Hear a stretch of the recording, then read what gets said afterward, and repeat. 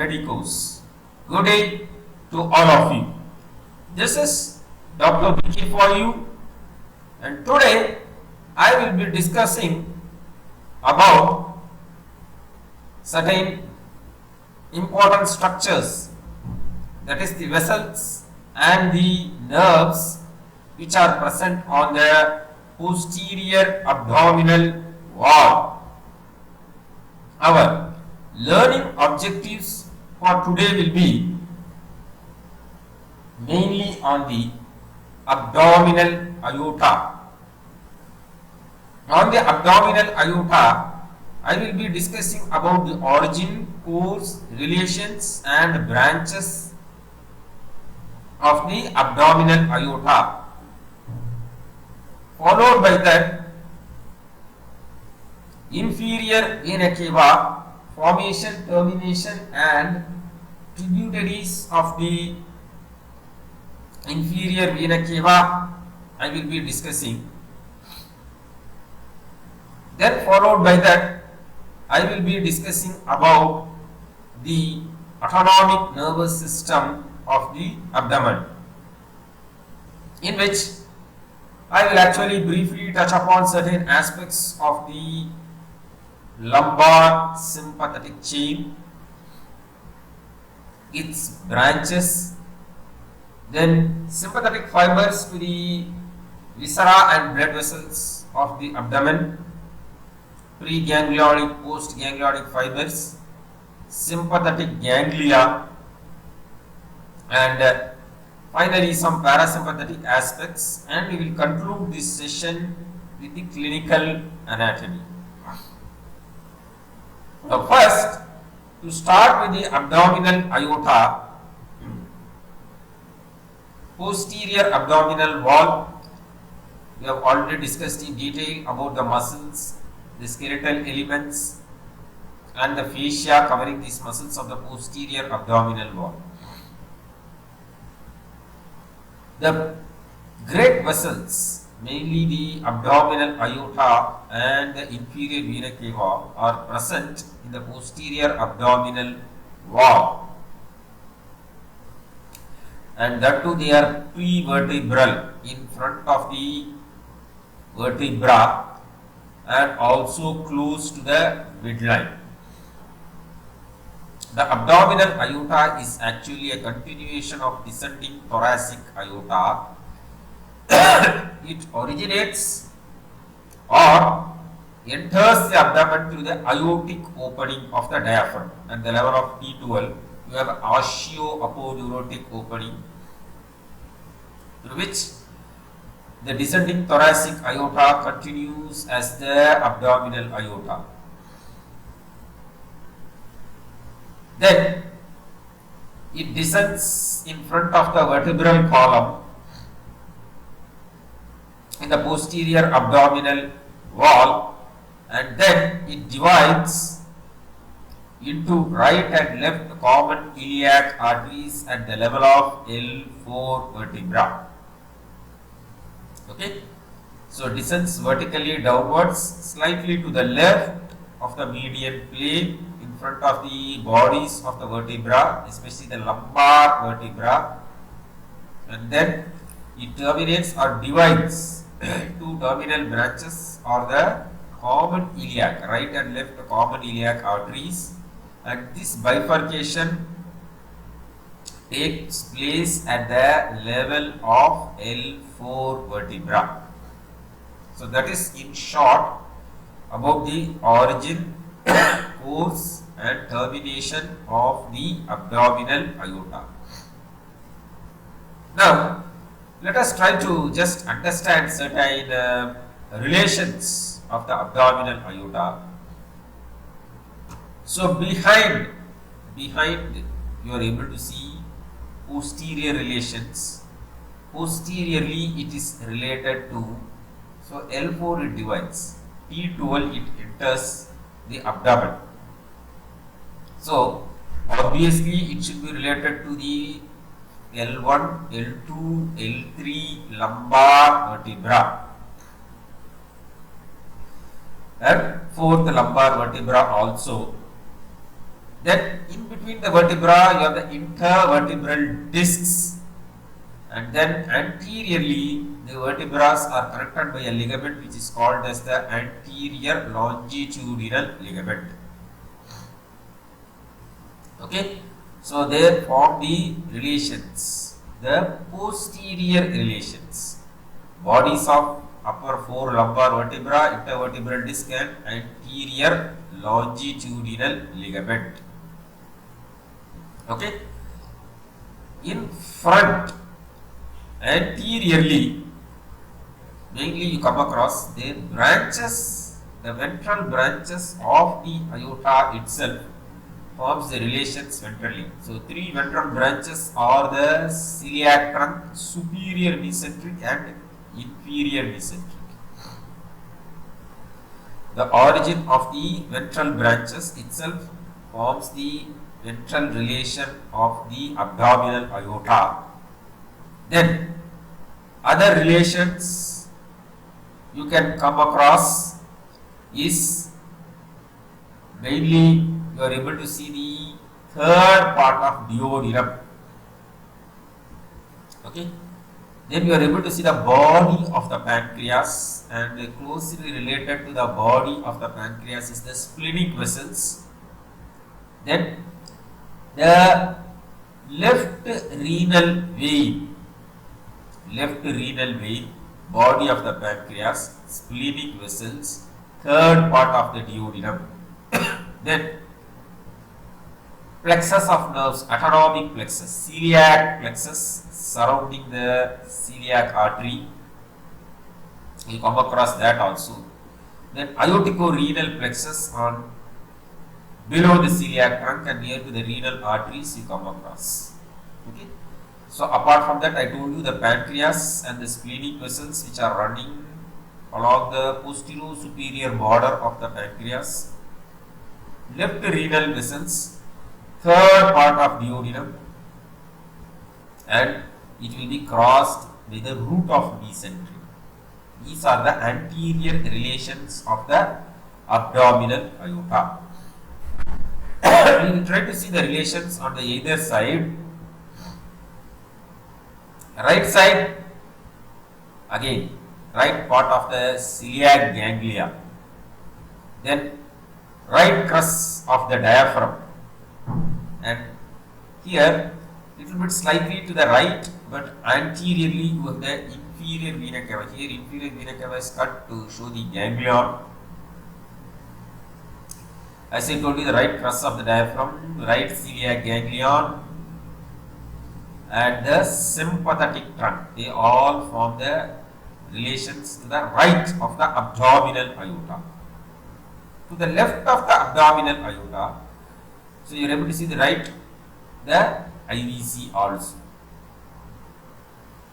To the left of the abdominal aorta, left crus of the diaphragm, left celiac ganglion, and fourth part of duodenum, the place where the duodenum enters or terminates and the jejunum enters the mesentery, duodenojejunal flexure.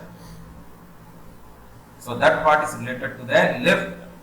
So to the left crus, left crus of the diaphragm, left part of the celiac ganglion, and the fourth part of duodenum, they form the relations to the left side. And of course the left sympathetic trunk. So posteriorly, you have to remember the bodies of the vertebra, intervertebral disc and anterior longitudinal ligament. Anteriorly, the ventral branches itself, spleen, renal vessels, not spleen, splenic vessels, renal vessels, body of the pancreas, root of mesentery, and third part of the duodenum. The right side, we have seen the IVC, right crus, right celiac ganglion, left side, left crus, left celiac ganglion, and fourth part of the duodenum. So they form the relations. Now coming to the branches. The branches can be divided into ventral branches. Okay. Then you have the lateral branches, and then you also have the posterior branches. Ventral branches, we all know they are three number: celiac, superior mesenteric, inferior mesenteric. They are mainly responsible for the blood supply of your gastrointestinal tract and their associated organs, that is your liver, gallbladder, pancreas, and also spleen. They are unpaired branches. In the midline, you don't have right or left side. They are mainly derived from the vitelline arteries. So they actually develop basically vitelline arteries from the yolk sac. They are actually the axis artery of the foregut, celiac trunk, midgut, superior mesenteric artery, and then hindgut, that is the axis artery of the hindgut is the inferior mesenteric artery, or artery of the hindgut is the inferior mesenteric artery. Okay. So celiac trunk mainly supplies the structures of the foregut, liver, hepatic artery, gastric arteries, splenic artery to the spleen, and also part of the pancreas. Superior mesenteric artery mainly supplies your lower part of your duodenum, then jejunum, ileum, right two-third up to the right two-third of the transverse colon, including the ascending colon, cecum, appendix. Inferior mesenteric artery mainly supplies left two-third of the transverse colon, descending colon, sigmoid colon, and upper part of the rectum. So that is about the superior, inferior mesenteric arteries and the celiac trunk, which I have already discussed in our previous abdomen classes in detail. So I am not going into details of these branches, and it becomes too lengthy also. Lateral branches. The lateral branches are actually called as glandular branches, except one branch. The first lateral branch is the inferior phrenic artery. It's the first branch of the abdominal aorta. Once the aorta enters the abdomen by passing through the aortic opening of the diaphragm, the first branch is the inferior phrenic artery, which ramifies over the under surface of the diaphragm. Okay, and it also gives the superior suprarenal artery. The inferior phrenic artery also supplies the adrenal gland as superior suprarenal artery. The next branch is the middle suprarenal, which is a direct branch from the abdominal aorta. So, first branch is the inferior phrenic, next branch is the middle suprarenal. Then you have the renal arteries, right and left renal arteries. Then we have the gonadal arteries, ovarian artery in case of the, this is the gonadal artery, ovarian artery in case of the females, and testicular artery in case of the males. So, gonads also are glands, they also secrete testosterone and estrogens. You also know renal kidney, they also secrete erythropoietin and also angiotensin and all those things. Middle suprarenal, definitely they are endocrine glands. So that is why the lateral branches are actually called as glandular branches. Only one exemption is the inferior phrenic, but that is also not an exemption because it gives a branch to the suprarenal gland, that is the superior suprarenal artery. So they can very well called as the glandular branches, lateral branches of the abdominal aorta.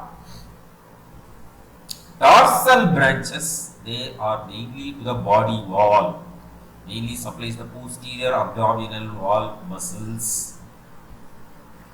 4 pairs of lumbar arteries, first, second, third and fourth, the lumbar arteries. Okay, they pass between the grafts, between the psoas major tendinous arch, and then they supply the muscles of the posterior abdominal wall. Okay, so they are mainly to the body wall, 4 pairs of lumbar arteries. Then you have the median sacral artery. You are able to see in the midline. Median sacral artery. This is again a single unpaired branch. It is a remnant of the dorsal aorta. It is a remnant. So your original dorsal aorta of the fetus is represented as the median sacral artery. Okay. So they form the dorsal branches. So abdominal aorta has three sets of branches: ventral branches, which are visceral, lateral branches, glandular, and dorsal branches, which are actually they are body wall branches. It supplies the body wall. Finally, terminal branches are the right and left common iliac arteries. So common iliac I will again divide into external iliac and internal iliac. External iliac again will give some branches to the body wall and mainly supplies the lower limb. Whereas internal iliac artery again they are both combination of visceral and to the body wall, mainly supplies the pelvic viscera, your genitourinary organs. Okay. So that is about the terminal branches of the abdominal aorta. Coming to the clinical aspects, since it is present near to the posterior abdominal wall, it is very difficult to palpate or feel the pulsations of the abdominal aorta. But in thin-built persons where the fat in the anterior abdominal wall is very minimal and the muscles are also not that well built, they are thin, then aortic pulsations can be felt in the anterior abdominal wall, especially in thin-built individuals and in children. And most commonly, the aneurysm of the aorta is seen in the abdominal part of aorta. Aortic aneurysm. Abnormal dilatation of the wall of the aorta is actually called as aortic aneurysm. More common in the abdominal aorta, and this is again more common in the elderly persons. Usually seen below the renal arteries. So in any investigative procedures like your ultrasonogram, you can see it as a pulsating mass in the lower part of the abdomen. Okay. So common in elderly persons. Why it is common in elderly persons? Two things we can see the elderly persons. One is aortic aneurysm, because of the laxity of the smooth muscle or the connective tissue, it becomes bulged. Second common thing is calcification of the arteries. You can see in radiographs, the arteries gets calcified and you can see an opaque structure in front of the vertebral column. Calcification of the abdominal aorta is also common in elderly persons. Okay. So usually seen as a pulsatile mass above and left to the umbilicus. Aortic aneurysm more common in the abdominal part of aorta and below the level of the renal arteries. Next, we will move on to the next great vessel which we are going to see in the abdomen is the inferior vena cava. So largest venous channel in the body, or you can call it as the largest vein in the body, drains blood below the diaphragm. From there on it drains blood. Abdominal wall, anterior and posterior abdominal wall, lower limb, viscera, pelvic viscera, kidneys, suprarenal, okay, except your gastrointestinal tract and its associated organs. Okay, because those venous drainage from these GIT and its associated accessory digestive organs are actually drained by the portal vein, not directly to the abdominal inferior vena cava, to the portal vein, and portal vein finally in turn after passing through the liver detoxifies and opens into the inferior vena cava. It is devoid of valves. Okay. So the whole of this whole length of the inferior vena cava is devoid of valves, and A rudimentary valve only is present at the place where it is opening into the right atrium. So at the level of the 8th thoracic vertebra, it pierces the central tendon of the diaphragm and opens into the right atrium. There it is guarded by a rudimentary valve, because in fetus that valve directs the blood from the right atrium to the left atrium. So mainly drains the below abdominal structures except the GIT and the associated glands. So it is formed by the union of two common iliac veins at the level of L5 vertebra, 5th lumbar vertebra. Okay. So 4th lumbar vertebra is the bifurcation of the abdominal aorta into common iliac arteries. 5th lumbar vertebra, one level lower, is the union of two common iliac veins for the formation of the inferior vena cava. So after its formation, it ascends to the right of abdominal aorta. So it is somewhat present to the right of the median plane in the posterior abdominal wall. So in front of L5, L4 and L3 vertebra. Mostly it is present in front of L3, L4 and L5 vertebra. Then groove for SVC in the posterior surface of the liver. So this groove also forms one boundary for the bare area of the liver. The base of the triangular bare area of liver is formed by the groove for IVC. In this groove, the IVC is lodged and the floor of the groove is pierced by the hepatic veins, which opens into the inferior vena cava. And you should keep in mind that the hepatic veins opening into the inferior vena cava is main support for the liver to be held in its position. It is not the ligaments which is holding the liver in its position. So actually it forms a pedicle for the liver.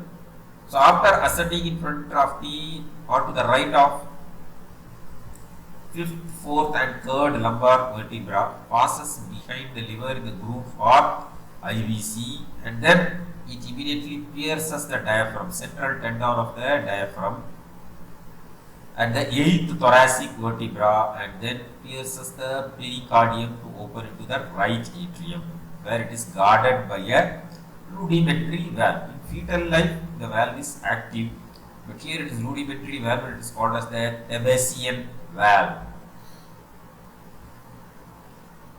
Now coming to the relations of the inferior vena cava. So the inferior vena cava has been removed. So posteriorly, what are all the relations you come across? Psoas major muscle. Of course, we have seen it ascends in front of the 3rd, 4th and 5th lumbar vertebra. Sympathetic trunk.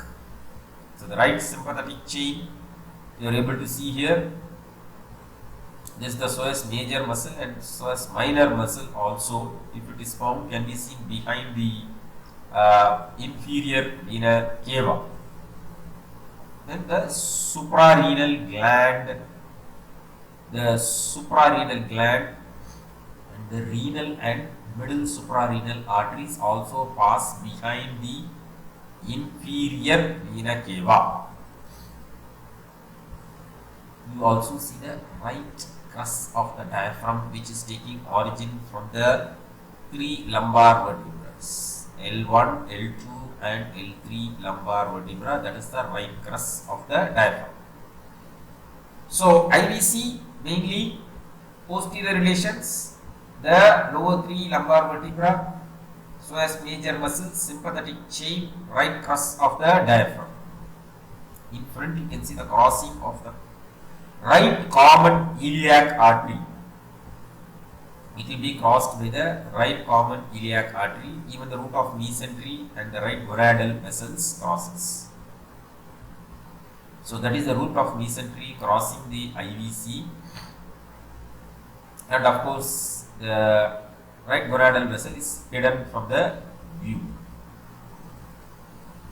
Then in front, what you see, as I told you, the right gonadal vessels, common iliac artery, first and third part of the duodenum, body of the pancreas, not the neck of the pancreas, body of the pancreas.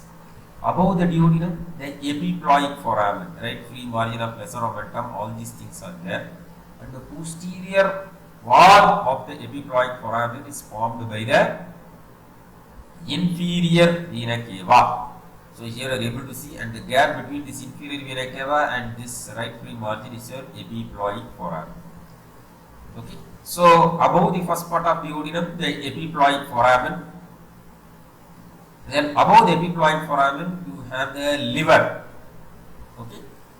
So which is lodged in front. You have the posterior surface of the liver where the inferior vena cava is lodged in the groove for the IVC.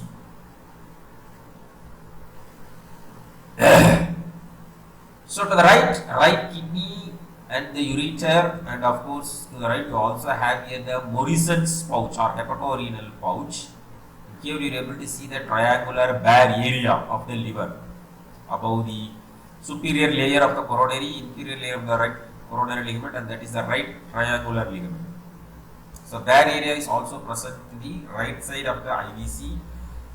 Right kidney and the ureter. To the left you have the abdominal aorta, and also the right crus of the diaphragm is also to the left. Right crus of the diaphragm and the caudate lobe of the liver. So these are the relations of the inferior vena cava. So anteriorly, first and third part of duodenum, crossing of the common iliac vessels, root of mesentery, right gonadal vessels, body of pancreas, epiploic foramen, and also the posterior surface or the groove for the IVC of the liver.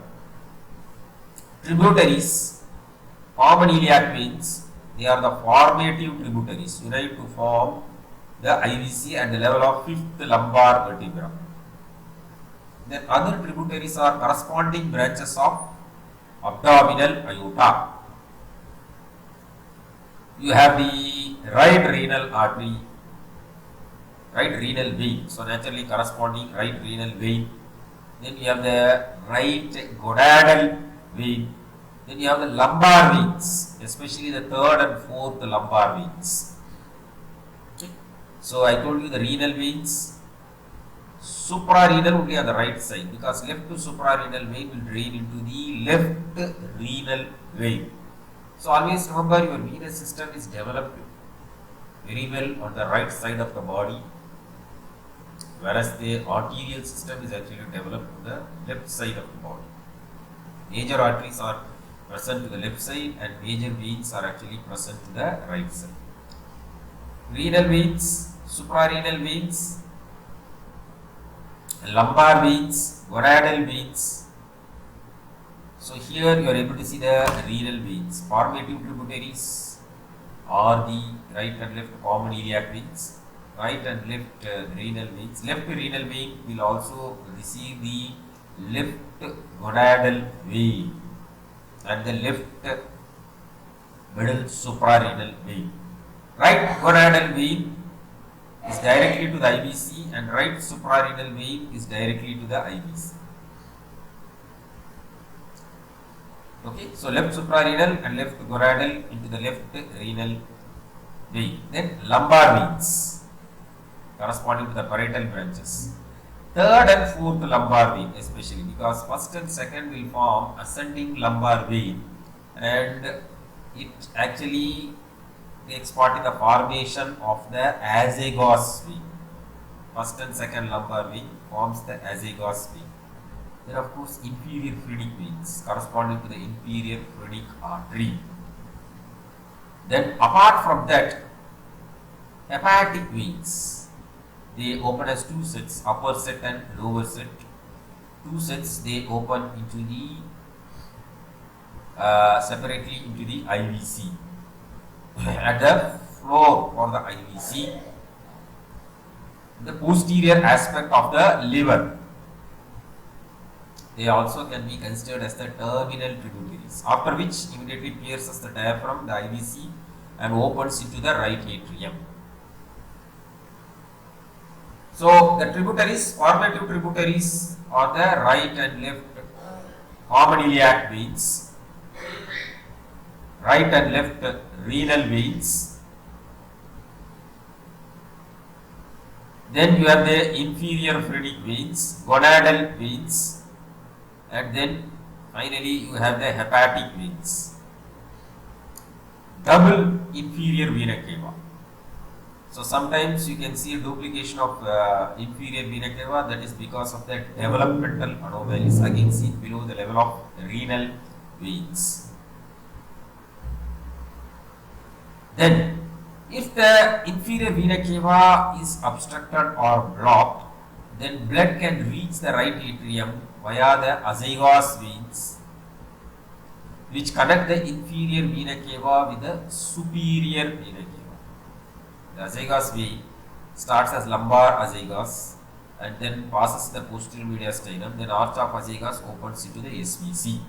So that is one route by which it can reach the right atrium. So collaterals between the SVC and IVC is only mainly through azygos vein. Then you have other veins also, thoracoepigastric veins, superior and inferior epigastric veins, body wall. In the rectus sheath you can see the anastomosis of the superior and inferior epigastric veins, thoracoepigastric veins.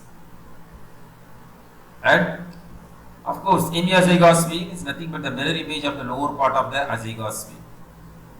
So they all form the collateral channels if the IVC is obstructed, and these lumbar veins also maintain communication with the vertebral venous plexus.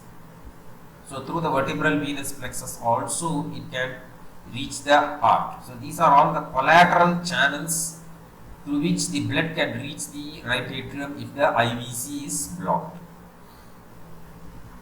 Now coming to the nerves of the posterior abdominal walls, mainly we have the somatic nerves which mainly supply the body wall. They are the lower 5 intercostal nerves which emerge between the costal origins of the diaphragm, and then you have the subcostal nerve. The subcostal nerve emerges behind the lateral arcuate ligament. So these are all supplying the body wall, especially the muscles and the parietal peritoneum and the extraperitoneal tissues. L1 to L5 spinal nerves, they emerge. The ventral rami of L1 to L5 spinal nerves, they take part in the formation of the lumbar plexus. Again, we have discussed in detail about the lumbar plexus. The branches of the lumbar plexus are mainly iliohypogastric, ilioinguinal, genitofemoral nerve, operator nerve, femoral nerve, lateral cutaneous nerve of the thigh, all these things. So mainly femoral, operator, lateral cutaneous nerve are all for the lower limb. Iliohypogastric, ilioinguinal and genitofemoral, again they supply the body wall, anterior abdominal wall, inguinal region. Okay, so they are mainly responsible for the formation of lumbar plexus. Now, to the autonomic plexus, you have the lumbar sympathetic chain. So it is mainly formed by 4 ganglia, L1, L2, L3 and L4. 4 ganglia unite to form the lumbar sympathetic chain. Sometimes up to 8 ganglia can be recognized in the lumbar sympathetic chain. So the sympathetic trunk is connected to the corresponding lumbar spinal nerves through grey and white rami communicants, of which white rami communicants are preganglionic fibers which or only from L1 to L3 receives the white rami communicants. The upper three lumbar only receives the white rami communicants. Whereas the from L1 to L5, all four, the grey rami communicants are received. They are post-ganglionic fibers which arise from the lumbar ganglia. They carry vasomotor, pseudomotor and pilomotor sympathetic fibers to the dorsal root ganglia. Okay, so that is the post-ganglionic by the grey rami communicants. So sympathetics, lumbar sympathetic trunk, as I told you, made up of 4 ganglia, sometimes up to 8 ganglia can be found. Then you also have plexus, autonomic plexus. They are predominantly sympathetic. Parasympathetic component is also there, sensory component is also there. They are predominantly sympathetic in nature, the autonomic plexus. So sympathetic trunk and autonomic plexus, they take part in the autonomic nervous system. The sympathetic supply to the abdominal vessel. Lumbar sympathetic trunk is paravertebral in position, 4 ganglia, as I told you earlier. The branches from them are, they are called as lumbar splanchnic nerves. One, and they are connected to the spinal nerve by 2 rami communicants. They are the grey rami communicants and the white rami communicants. As I told you, the grey rami communicants is to the all the lumbar ganglia and to the 5 lumbar nerves, and they transmit vasomotor, pilomotor and pseudomotor fibers, post-ganglionic fibers. Whereas only to the upper 3 spinal nerves, pre-ganglionic fibers. Okay. To L1 to L3 spinal nerves alone are connected. These ganglia are connected only to the L1 and L3 via the white rami, whereas the grey rami is present. The other branches, as I told you, are the lumbar splanchnic nerves, are 4 in number. These branches are mainly responsible sympathetic to the lower limb, and they also contribute to the autonomic plexus, celiac, superior mesenteric and inferior mesenteric, and also to the superior hypogastric plexus. But the preganglionic fibers to this autonomic plexus and this autonomic ganglia are mainly from the greater, lesser and least splanchnic nerves. The greater, lesser and the least splanchnic nerves are actually branches from the thoracic sympathetic chain. Okay, so they are from the thoracic sympathetic chain.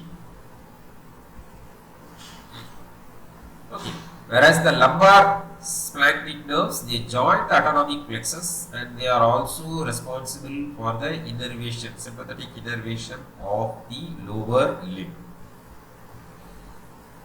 Coming to the autonomic plexus, first is the celiac plexus, network of nerves which is seen around the celiac trunk, and it is also got ganglion which is the right and left celiac ganglion, and it has also got extensions subganglion as the lower part as the aortico-renal ganglion, intermesenteric plexus, and so on. So they are mainly situated around the origin of the celiac artery and the superior mesenteric artery.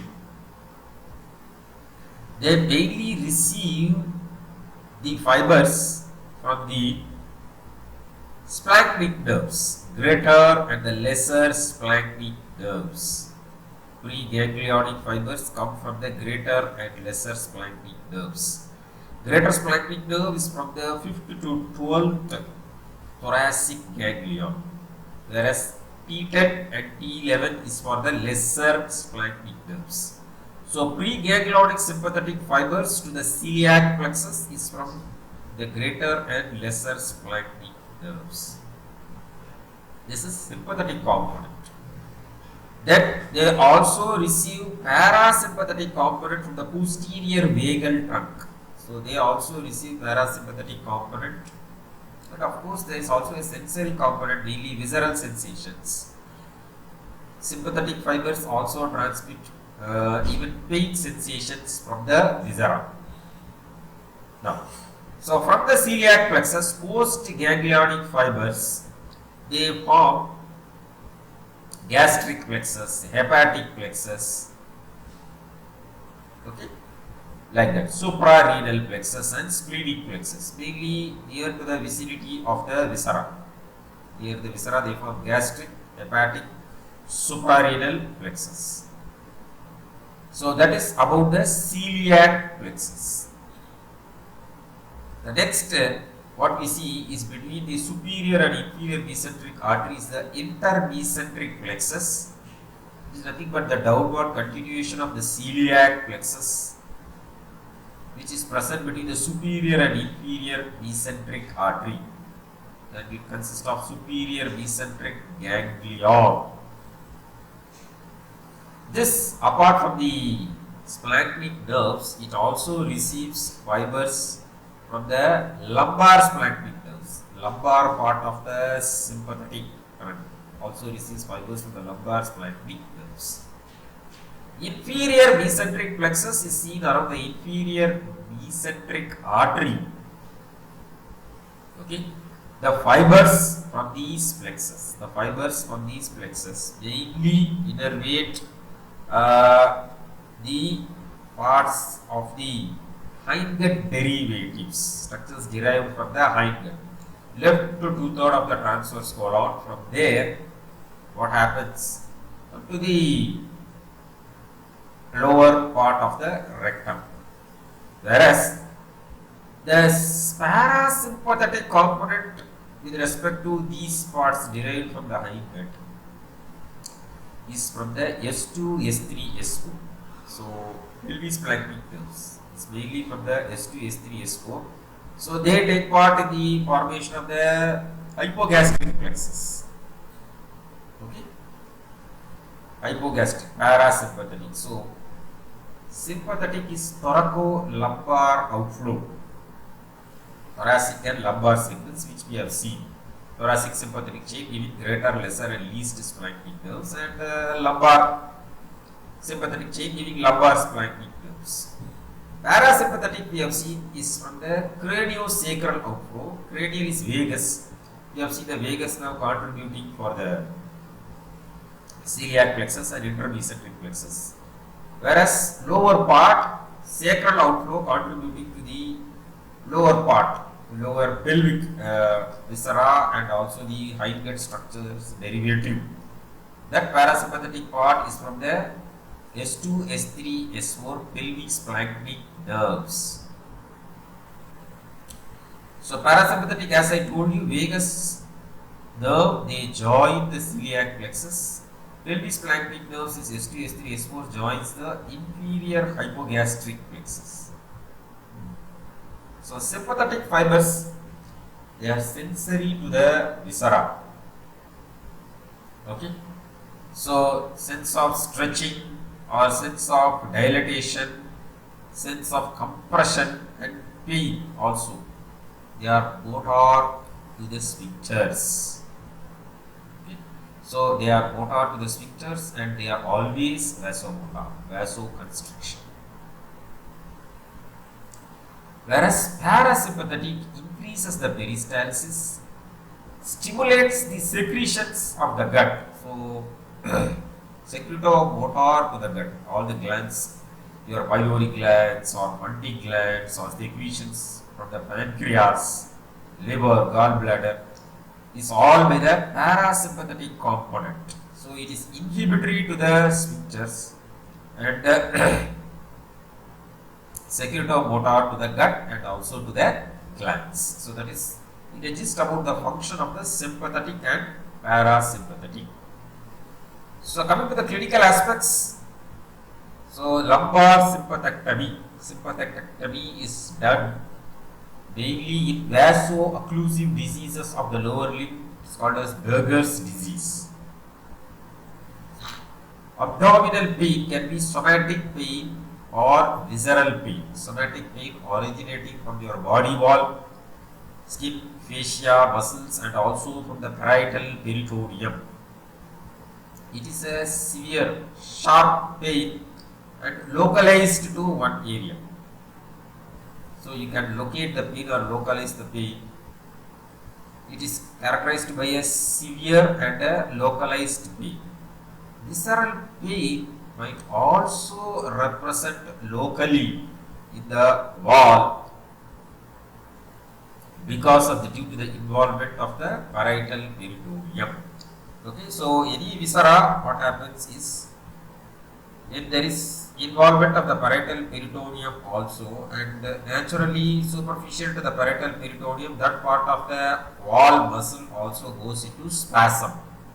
And the most classical example is your appendicitis.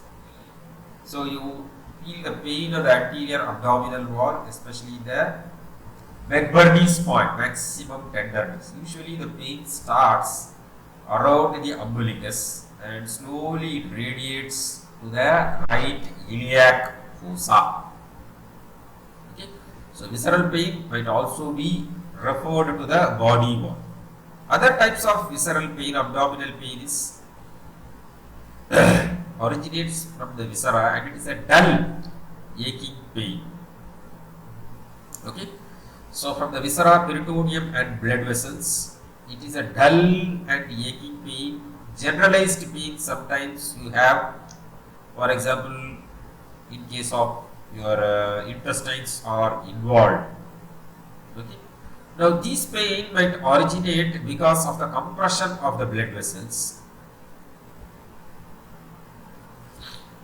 or stretching or distension. Your stomach is full of fully stretched, okay, or your momentum or mesentery, if it is involved, stretching or distension.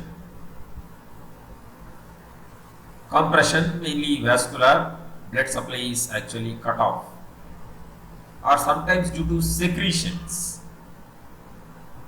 So, for example, in case of ulcers, gastric ulcers and peptic ulcers, the secretions might erode the wall.